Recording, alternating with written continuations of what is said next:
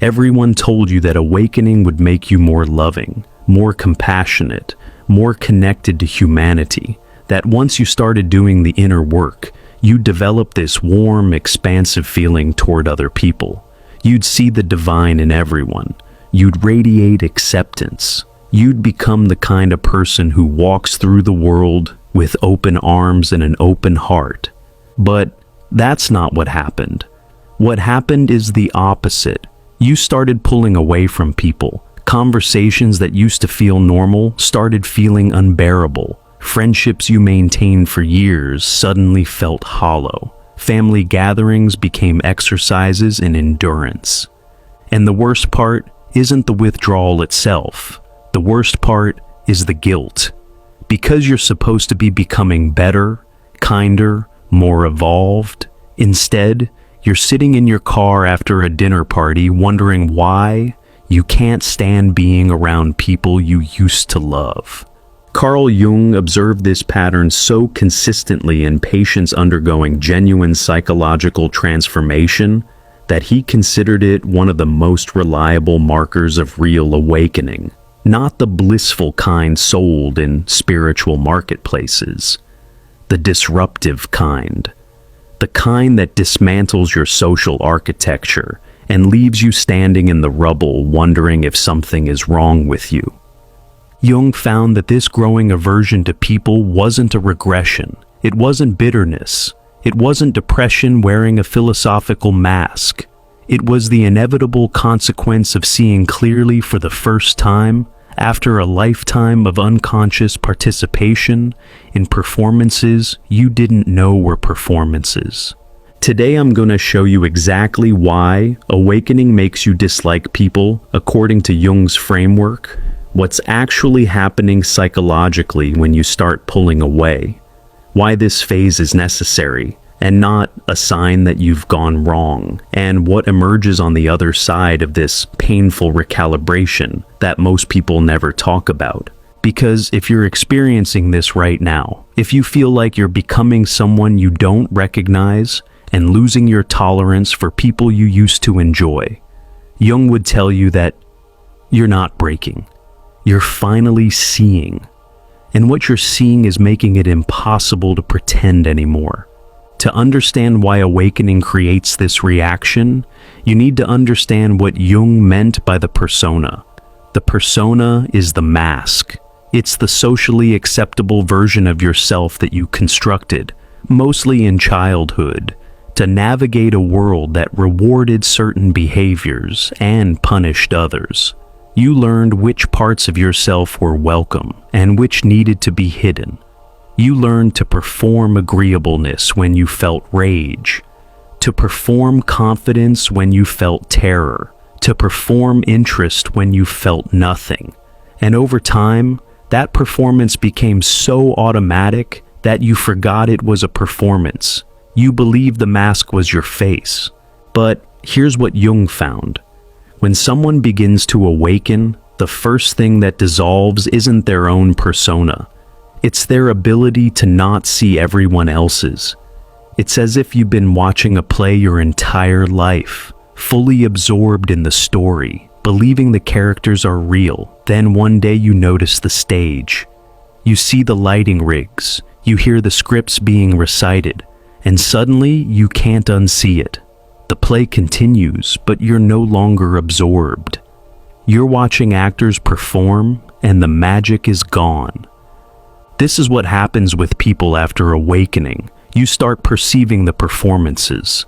The colleague who performs enthusiasm but radiates anxiety underneath.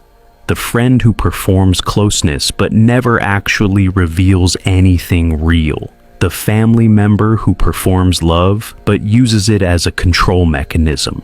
You're not imagining these contradictions. You're perceiving them for the first time because the filter that kept you blind to them has dissolved. And once that filter is gone, every social interaction becomes an exercise in watching the gap between what people present and what they actually are.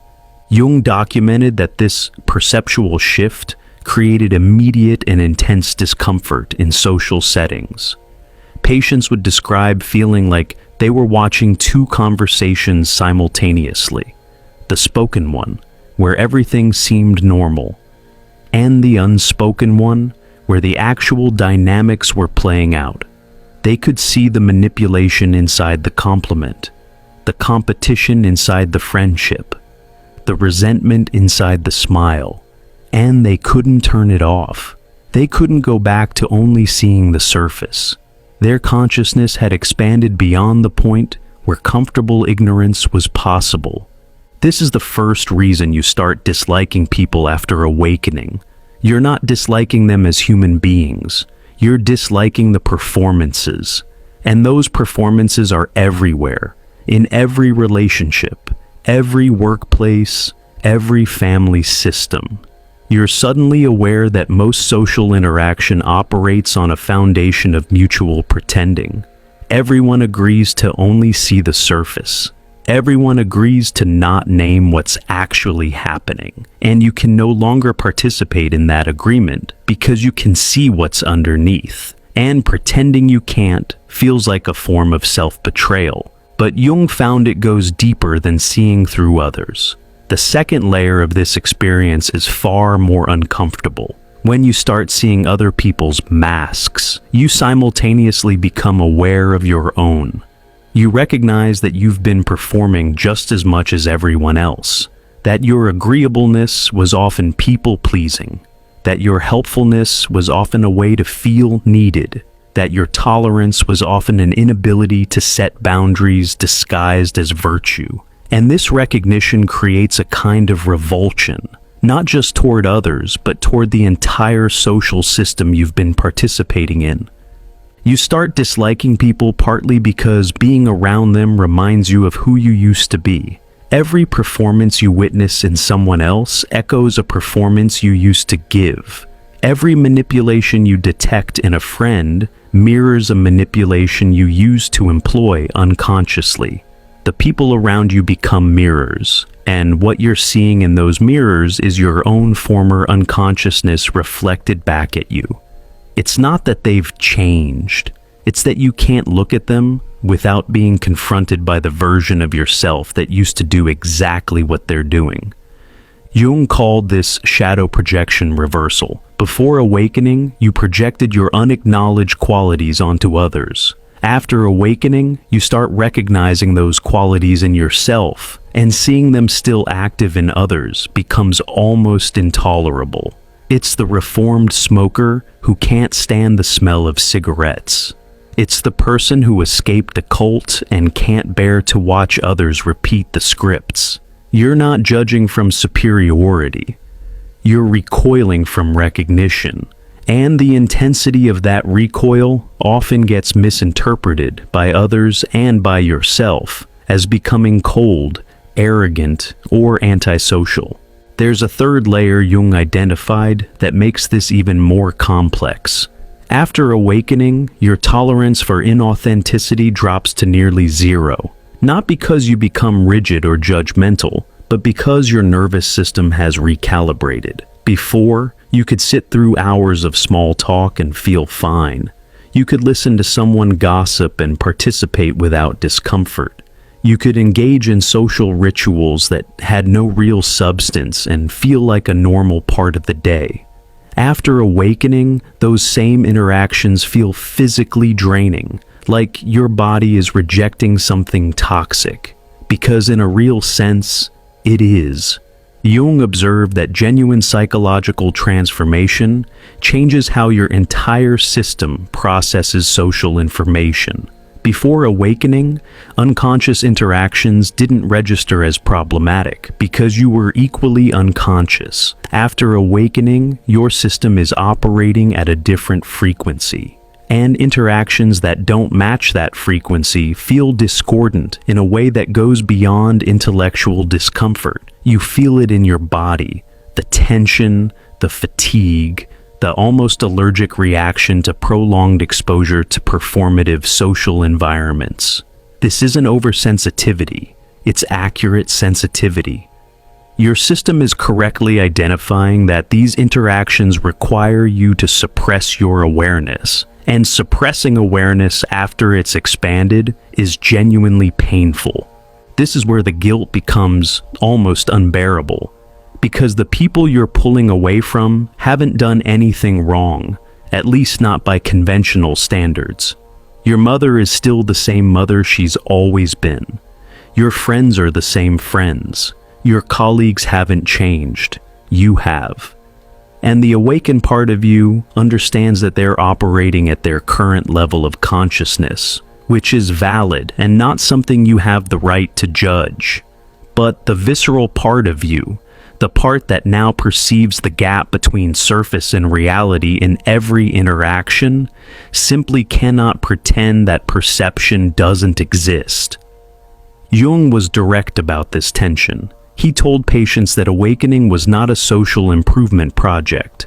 It was a solitary transformation that inevitably disrupted the social contracts they had built while unconscious. Every relationship you formed before awakening was formed between your persona and someone else's persona. Two masks agreed to interact and called it connection. When your mask starts dissolving, the agreement breaks. Not because anyone is wrong, but because the terms of the relationship were based on performances that you can no longer sustain.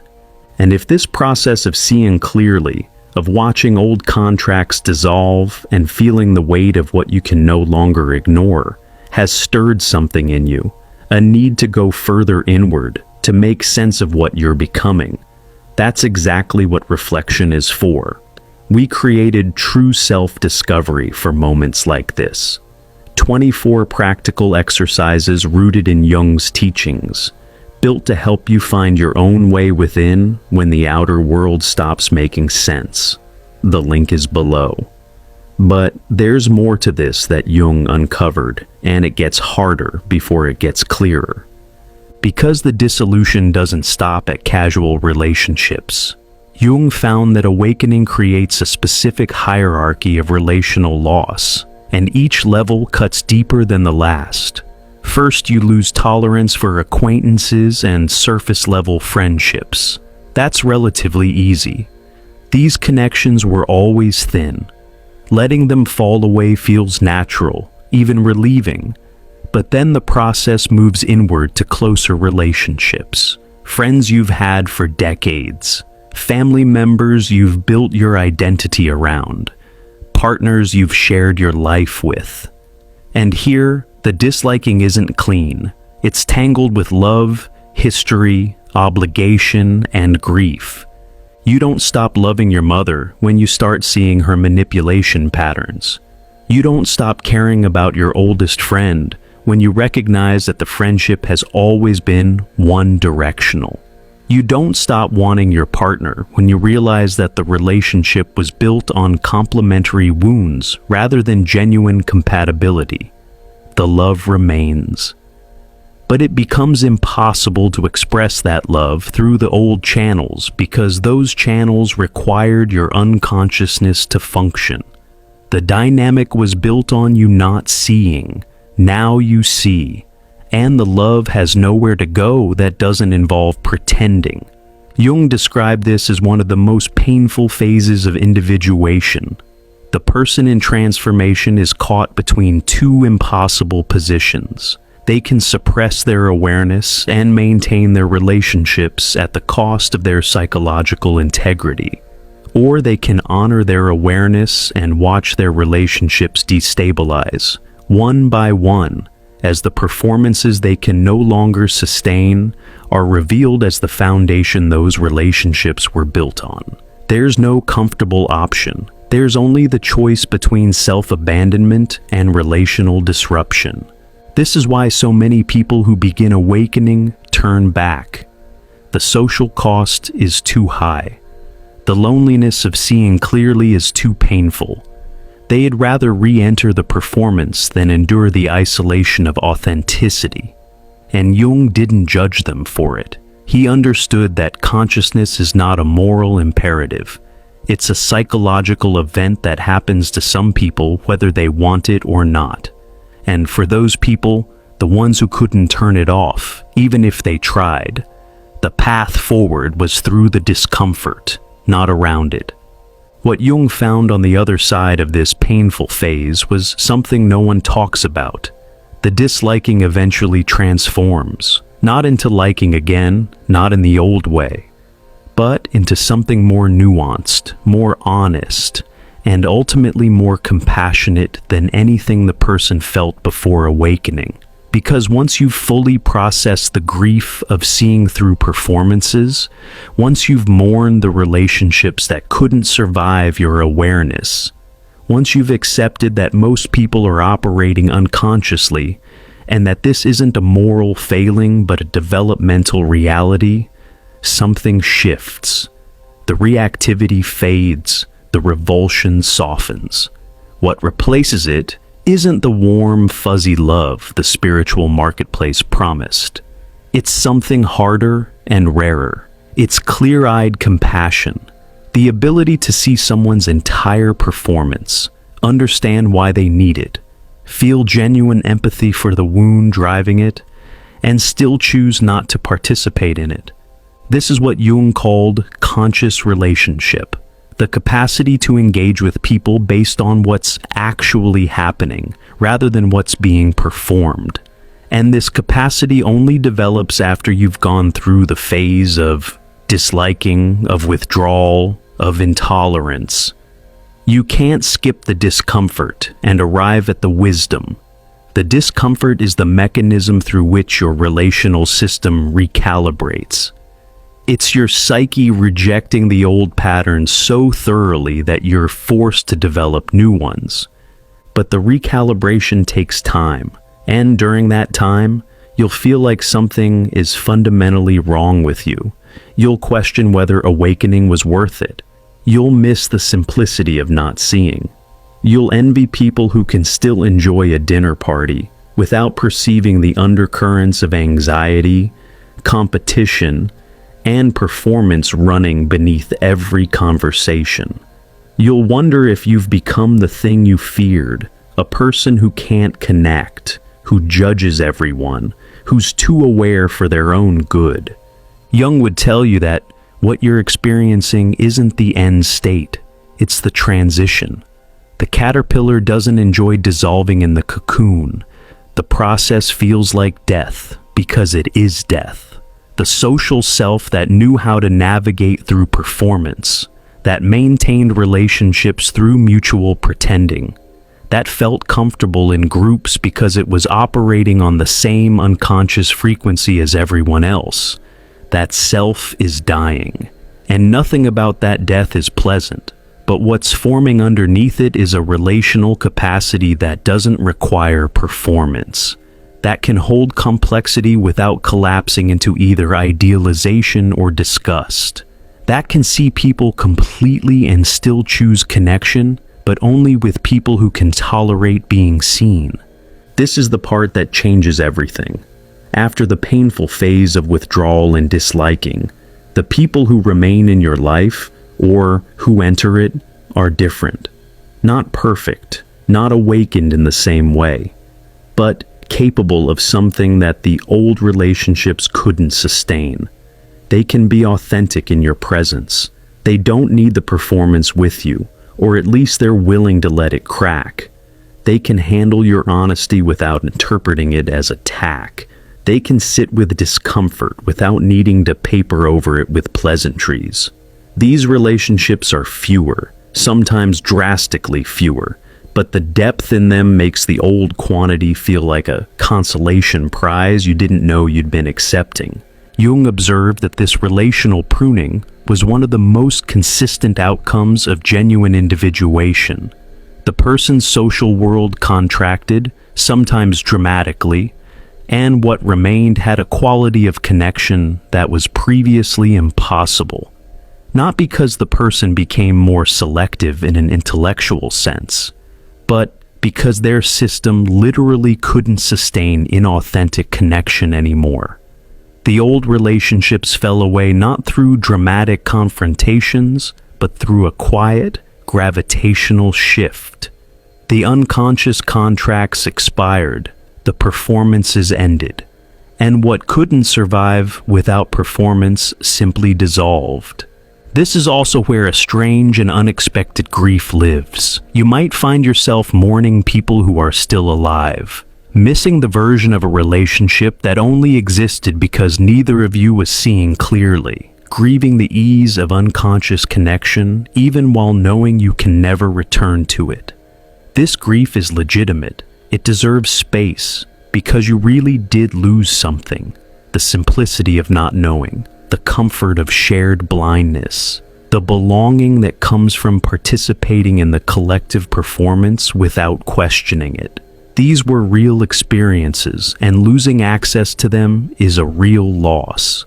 Jung didn't minimize this loss. He acknowledged that consciousness carries a price that most people aren't prepared to pay. The price is belonging. The price is the easy warmth of relationships built on mutual personas. The price is the ability to walk into a room and feel like you're part of something without perceiving the machinery underneath. And some people, after counting this cost, decide it's too high. They attempt to re-enter the performance, to unsee what they've seen, to rebuild the persona that dissolved. But Jung found that this almost never works. Once consciousness expands, it doesn't contract on command. You can pretend to not see, but the pretending itself becomes another performance. And now you're performing for yourself, which is a loneliness worse than any social isolation. So, what do you do with this? How do you navigate a world that runs on performance when you can no longer perform?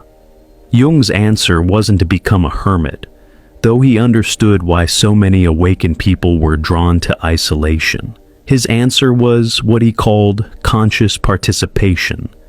You re-enter the social world, but differently. You're no longer operating from persona. You're operating from what Jung called the self, the deeper integrated center of your psyche that doesn't need masks to navigate reality. Conscious participation means you can attend the dinner party without being destroyed by it. Not because you've stopped seeing the performances, but because you've stopped needing everyone to drop theirs. You see the masks. You understand why people wear them. You've grieved the fact that most of your interactions will happen mask to self rather than self to self. And you've accepted this as the reality of being conscious in a largely unconscious world. The disliking softens into discernment. The revulsion transforms into selective engagement. The loneliness becomes solitude, which has a completely different quality once you stop interpreting it as punishment. Jung emphasized that this transformation from reactive withdrawal to conscious participation couldn't be rushed. The phase of disliking people serves a purpose. It's the psyche creating necessary distance from patterns that would reabsorb you if you stayed too close during the vulnerable period of transformation. Your system is pushing people away because it needs space to reorganize. It needs to establish what authentic connection actually feels like before it can re-engage with a world that mostly operates from performance. Fighting this withdrawal, forcing yourself to socialize when every part of you is screaming for solitude, isn't strength. It's resistance to the very process that's trying to heal you. So if you're in this phase right now, if you've been wondering what happened to the person who used to enjoy people, who used to thrive in social settings, who used to feel energized by connection, Jung would tell you this. That person operated from a persona that's dissolving. Their social energy was fueled by unconscious participation in performances that your awareness has made impossible. You're not becoming antisocial. You're becoming authentic, and authenticity in a world built on performance feels like alienation until you find the people and the spaces where it's welcome. The disliking isn't permanent, but it is necessary. It's the immune response of a consciousness that's rejecting everything false so it can eventually recognize what's true. every person you pull away from, every gathering you decline, every relationship that quietly ends. These aren't failures. They're your psyche clearing space for connections that don't require you to abandon your awareness in order to maintain them. And those connections exist. They're rare. They don't announce themselves loudly. They often show up in unexpected places with unexpected people. But when they arrive, you'll recognize them instantly. Because for the first time, you'll be in the presence of someone who doesn't need your mask and who isn't wearing one of their own. And the quality of that connection, that one genuine encounter, will make every lost performance and every difficult goodbye worth the price you paid to see clearly. That's what Jung understood about awakening in people. It doesn't make you love everyone equally. It makes you capable, finally, of loving honestly. And honest love is selective, boundaried, sometimes fierce, and always rooted in the willingness to see and be seen without the protection of pretending. Most people aren't ready for that. Some will never be. But the ones who are will find you. Or you'll find them. And you'll know each other not by the masks you wear, but by the willingness to take them off. If this has given words to something you've been feeling but couldn't explain, if you're in the middle of this recalibration and wondering where it leads, our guide, True Self-Discovery, was made for exactly this place.